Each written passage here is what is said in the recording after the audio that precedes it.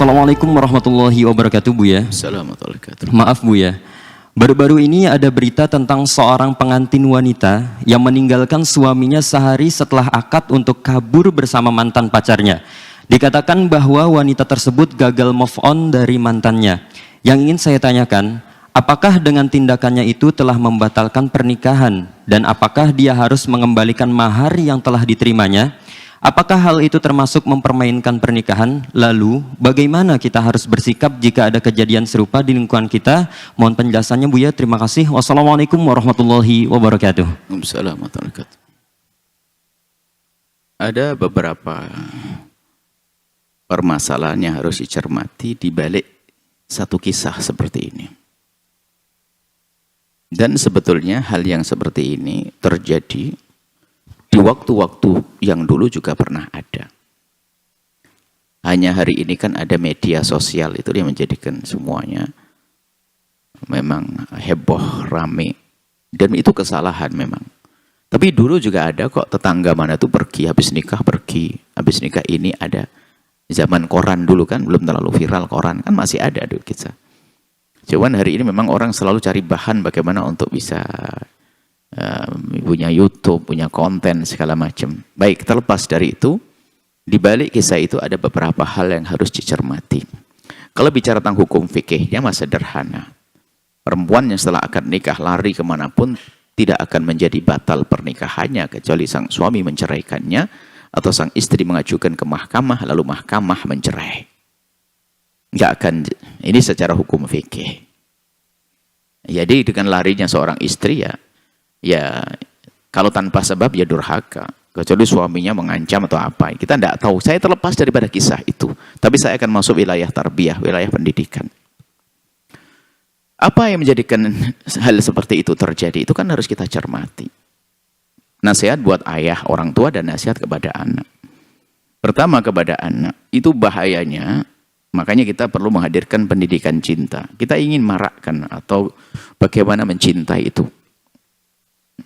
Mencintai itu penting sekali. Belajar ilmu cinta. Sederhananya, kalau Anda itu salah makan, itu hanya sakit perut, setelah itu selesai. Tapi kalau Anda salah menjatuhkan cinta, tersiksa sepanjang masa. Mau mencintai orang yang salah, kan nyungsep. Karena cinta itu bukan sekedar kayak makan, sakit perut, maka Islam mengajarkan bukan Anda menjatuhkan cinta dulu, tapi Anda memilih siapakah orang yang akan engkau cintai. Maka diajarkan tungkahul mar'atu. Kalau nikah itu pakai milih. Karena dia adalah orang yang akan engkau cintai. Ini rambu-rambu. Dan indahnya di dalam menjalin hubungan rumah tangga adalah bangun cinta di atas pernikahan. Jangan membangun pernikahan di atas cinta. Sebab kalau orang sudah menumbuhkan cinta dulu, ya kalau jadi pasangannya, kalau tidak menjadi seperti kisah yang disebutkan. Makanya dalam Islam itu indah sekali. Orang menjaga mata. Kalau belum waktunya jangan berpikir yang aneh-aneh. Maka dari itu lihat, memilih itu gimana sih, hei anak-anak muda. Memilih itu dari hati yang kosong. Kalau sudah ada di hatinya seseorang, kemudian dia bicara memilih, omong kosong. Biarpun dia memilih keliling dunia, balik lagi, tetangga yang sudah terlanjur jatuh cinta dia. Apa artinya memilih saat itu? Anda harus paham makna memilih, hei anak muda. Orang cerdas itu memilih. Dunia itu luas, jangan seperti pujangga-pujangga yang lagi pusing, dunia seluas daun kelor. Luas, banyak pilihan, kenapa harus dia saja? Pilihan gua adalah banyak. Tidak dapat ini sebelahnya, tetangganya, temannya, tenang. Karena apa? Bebas kita memilih. Karena kita memilih. Coba, dia yang sudah terlanjur jatuh cinta, kena panah asmara, lihat. Kalau tidak dia nggak mau, Masya Allah. Nah ini akhirnya tersiksa. Sementara dia belum tentu jadi jodohnya. Atau bahkan mungkin terjadi bertepuk sebelah tangan. Nasib buruk tuh si manusia. Nah ini, ada pun kisah yang terjadi. Bisa jadi ada dua unsur kesalahan. Kesalahan anak gadis itu sendiri, dia telah menjalin cinta sebelum pernikahan dengan orang lain, mungkin seperti itu. Tapi dalam kebimbangan, sebab kalau sudah orang mencintai itu kadang bingung, nggak ngerti, apalagi cintanya sudah gelap. Sampai seorang wanita ditanya, apa sih Neng, kalau kamu senang sama dia, apa yang menjadikan kamu cinta ke dia? Dia mengatakan, nggak tahu Ma. Pokoknya aku cinta. Ini bisa jadi begitu. Sehingga dia lari pun dalam kebimbangan. Sebetulnya dia ingin lari, tapi dia tidak bisa lari. Karena sudah terlanjur diikat dengan janji-janji. Makanya bahayanya main api. Indah ada pendidikan dalam Islam. Maka kita ada diklat cinta. Bagaimana orang mencintai. Orang tidak langsung serta-merta mencintai. Bahkan orang bisa menikah dengan orang yang tidak dicintai akan tapi mungkin untuk dicintai. Dan itulah dasarnya. Lah mungkin dicintai itu dasarnya memilih. Dia kriteria begini, begini, begini. Baru setelah menikah ada ikatan kemuliaan. Baru cinta ditumbuhkan. Baik, itu bisa jadi, mohon maaf, karena anak gadis itu telah menjalin hubungan cinta. Tapi di sisi lain, maka ini adalah anggap saja ini sebuah kesalahan. Ya. Sehingga menjadikan dia seperti itu. Kalaupun seandainya dia menjalani, ini bahayanya. Kalau seandainya menjalani hidup dengan suami yang bukan dikehendaki, khawatir sepanjang hidupnya menyalahkan. Menyalahkan pernikahan. Ada menyalahkan gurunya, menyalahkan orang tuanya. Kenapa aku tidak dengan dia? Seolah-olah dengan dia itu bakal istimewa betul. Padahal bisa jadi lebih kejam loh ya daripada yang dipilihkan oleh orang tuanya. Karena memang dianya kan jauh di sana, tidak pernah hidup bersamanya, ya, nggak pernah ya, hanya sekedar dalam ayalan, angan-angan, karena waktu itu kan lagi kasmaran. Jadi belum tentu, cuman begitulah namanya orang jatuh cinta. Maka kami ingatkan kepada anak-anakku semuanya yang sudah mulai terikat dengan cinta sebelum pernikahan, hendaknya sudah mulai mengerem pelan-pelan, menggunakan akal cerdasnya, layak atau tidak. Kemudian kalau memang secara akal kita tidak layak, harus mujahadah, jihadun nafsi. Aku harus mulai menghindar pelan-pelan. Dan itu tidak bisa orang lain, Anda sendiri. Kalau dipaksakan itu seperti panah, nancep, ditarik, nancep lagi lebih dalam. Apalagi orang tua, enggak boleh kau nikah dengan dia, pokoknya ini. Nah itu menjadi tambah nancep, baik para orang tua. Bisa jadi kisah yang disebutkan seperti itu. Orang tuanya keras kepala dan sebagainya. Maka saya salahkan, saya ingatkan semuanya. Hei para orang tua, jika engkau menemukan pasanganmu itu kok sudah, mohon maaf, telanjur mencintai seseorang, Anda tidak bisa mencabut begitu saja. Ini bukan urusan paku dicabut dari tembok. Tapi urusan hati. Nggak bisa serta-merta. Mungkin diajak dialog dengan akal yang perlahan. Tidak bisa Anda langsung paksakan menikah begitu saja. Hai para orang tua. Nah, akan tapi lihat. Memang sebaiknya seorang anak jangan menjalin cinta terlebih dahulu. Tapi kalau sudah menemukan orang tua anaknya terlanjur menjalin cinta, bagaimana caranya? Ya barangkali kita perlu melihat laki-laki itu baik atau tidak dan seterusnya. Mungkin dia terjebak dalam cinta ya karena nggak mengerti pergaulan. Jadi jangan keras kepala orang tua lah. Harus bisa, harus cerai, harus jauh dari dia, harus nggak bisa seperti itu. Tapi perlahan. Kalau memang diajak diskusi dialog sampai menjadi pilihannya sendiri untuk meninggalkannya. Seperti itu. Jadi perlahan-perlahan dari para orang tua. Dan juga para orang tua itu jangan diktator ya urusan pasangan itu. Hendaknya kalau Anda punya calon, karena ini urusan dengan hati. Hati bukan urusan dengan milih baju.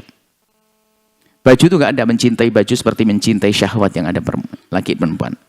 Ini adalah urusan ada syahwat, ada hati. Jadi kalau Anda sebagai orang tua cukup Anda sodorkan. Ada seorang laki-laki begini sayang, anaknya baik begini. Suruh berpikir. Jangan langsung, nak ini ada orang baik. Kamu harus mau dengan dia ya. Ini pilihan abah, pilihan umi.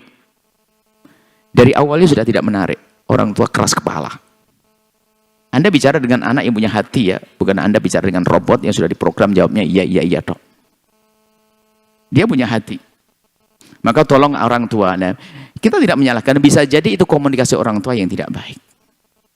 Sehingga seorang anak hanya mengatakan iya, iya. Yang penting tidak tahu terserah nanti. Loh, ini kan bahaya sekali. Sehingga bisa saja dari ketiga lari. Hari pertama lari.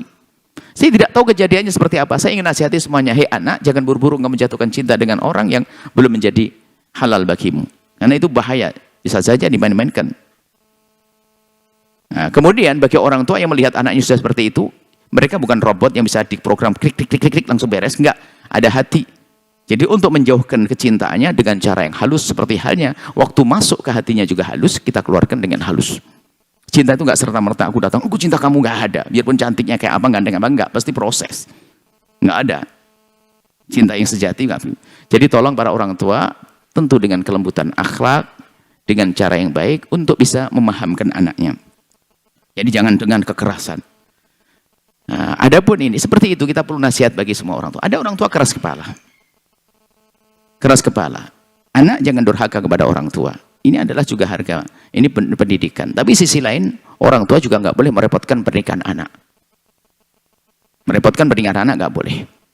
Termasuk dosa adl wali adl. Jika seorang anak sudah ketemu dengan orang yang sekufu dengannya, orang tua nggak bisa melarangnya. Bisa memilihkan yang lainnya boleh. Tapi kalau melarang menikah nggak boleh. Wali adl. Jadi tolong para orang tua, pandang anakmu adalah dengan penuh kasih sayang. Jika terlanjur mencintai yang salah, ingat, tidak mungkin, tidak gampang Anda menjauhkannya. Tapi ajak diskusi perlahan. Tolong ya para orang tua. Dan para anak, jadilah anak yang baik ya. Jangan menjadikan orang tuamu gelisah, susah ya. Kalau pengen hidupmu berkah ya. Harus dengan orang tua yang penuh kasih ya. Kalaupun punya pilihan, sodorkan pilihanmu dengan cara yang baik. Bahkan mungkin seorang anak yang baik, kalau sudah mulai ada kecenderungan, ngomong ke ibunya begini, Umi sayang, Abah sayang. Iya nak, apa nak? Abah sudah punya pilihan belum untuk saya? Kalau Abah mengatakan belum, Abah, kalau seandainya orang ini gimana Abah? Semuanya terserah Abah. Ini bahasanya pun juga penting, tidak Bah, aku mau nikah dengan ini, kalau enggak menikah, mending enggak usah nikah. Kurang ajar. Jadi tolong para orang tua, ini perlu. Jadi yang terjadi saya tidak tahu seperti apa, maksudnya apa. Semuanya perlu belajar, kelembutan, keindahan, memahami syariat, cara mencintai yang benar seperti apa. Sekarang kayak kasus begini ini. Coba. Kasus seperti ini, perempuan tiba-tiba lari. Apakah jaminan laki-laki yang akan didatangi itu menerimanya? Bisa jadi dia berpikir cerdas, ini ibunya saja dibegituin, apalagi saya nanti. Bisa ngomong gitu? Wah ini kacau juga ini. Kalau laki-laki cerdas, misalnya ada seperempuan ngomong begini, Bang, yang penting karena abang, aku kan cinta abang sehidup semati. Orang tua nggak mau, nggak penting bang, yang penting abang. Loh, laki-laki yang cerdas. Ini ibunya nyusui dari kecil aja dibeginiin, apalagi saya. No. Wah bahaya ini mau nikah dengan saya. Bisa aja begitu, laki-laki cerdas. Jadi jangan dianggap semua orang itu nggak bahlul seperti kita. Jadi ada orang cerdas. Maksud kami semuanya ya baik-baik. Anak kalau ingin menikah, tolong semaksimal mungkin untuk berusaha untuk mencari yang sesuai dengan keinginan orang tua. Sesuai dengan keinginan orang tua. Jangan memaksakan. Kalau pun seandainya sudah terlanjur mencintai anakku, tapi demi menuruti kebahagiaan orang tua, perlahan bagaimana kita bisa menurutinya. Biarpun itu berat. Tapi sisi lain para orang tua, jangan seksa anak Anda untuk menuruti Anda. Kalau Anda punya keinginan dalam irama diskusi, bukan Anda memaksakan diri. Jika semuanya punya prinsip indah semacam ini, tidak akan ada permasalahan seperti yang disebutkan tadi. Adapun masalah pernikahannya adalah sah. Tidak akan terpisahkan kecuali sang laki-laki mencerai atau sang wanita mengajukan ke mahkamah lalu dicerai oleh mahkamah. Apa yang kita lakukan tadi pertanyaannya? Ya gitu, memberikan pendidikan. Ya, kalau memang tidak mau, Anda katakan tidak mau.